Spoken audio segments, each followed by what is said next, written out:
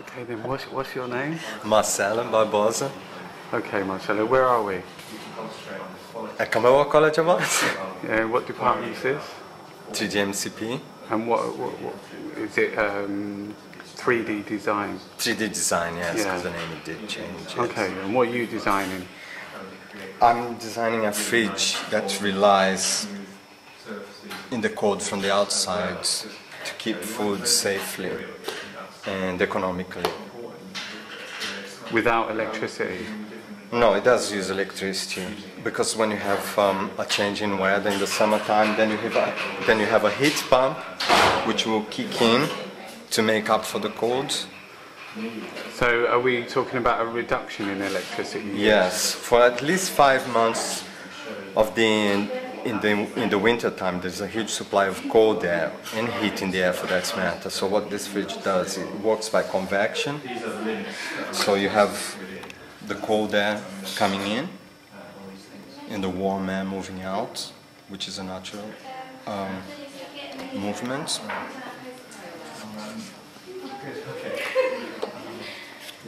So what I could do, Mark, I could demonstrate to you that with the heat pump, yes? Yeah. So would you like to see that? Yes. Right.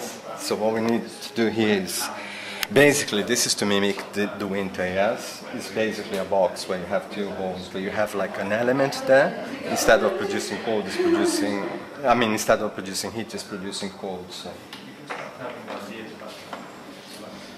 So what we have here is the bottom part where the cold is coming in. Now let's put this one on top because I got the other one tagged.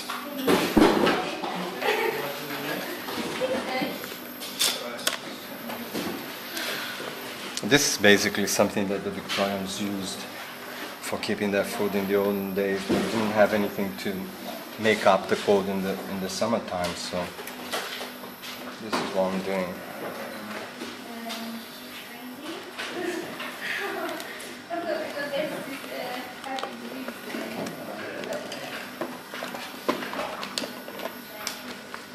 So we have a little stage there for the fridge, and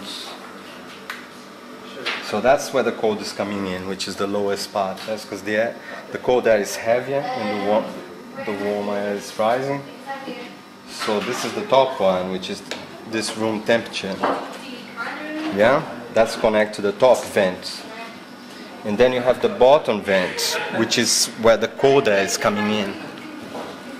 So you have that natural flow. See how it's dropping. So is this a little bit like when you talk about the Victorian times? Is it a little bit like what they used to call a larder? Yes, and so, this is a refrigerator. Yeah. Refrigerator larder. So basically, in the olden times, they had a vent, an outside vent, yes, wasn't it? Which is what's behind this copper part. Gotcha. Yes, so you have a Mark. vent. So you can actually feel the cold air coming in. Brilliant. So this is fine in the winter time. But what about when it gets warmer, like in the this summertime? Room? So you need something to circulate, make up yeah. for that. Which would be electricity. Yes. So how the electricity would kick in? Only if the temperature in the food compartment went above 5 Celsius, yes? That's when the electricity would kick in? Yes. So what sort of like energy saving are we talking about? We're talking about 5 months of the year that we get, so whether that's really cold, so that there's that natural flow. So we're talking nearly 50% saving, nearly 50% yes. energy? Yeah, I'm working on all that, so hopefully that's what's going to be. So how do you see this? Do you see this, are you going to take this to prospective investors? Or? Well, hopefully, as at the moment it's a one-off piece, so it's a working model which I'm still working on.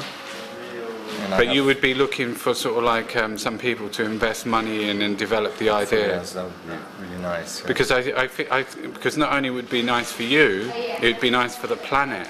Yes. Last year I designed a water-saving valve, and that was a total success, and I loved it. Because when you open your hot water tap, what you get coming out is cold water, yes, until the water reaches the temperature. What happens to that water? That water goes down the drain. But with this valve, it was a sensitive valve that when the water was hot in the tap, then it released. Before that, put all the water back into the tank, yes. So, which is something that you could use for flushing the toilet, or, and we talk about.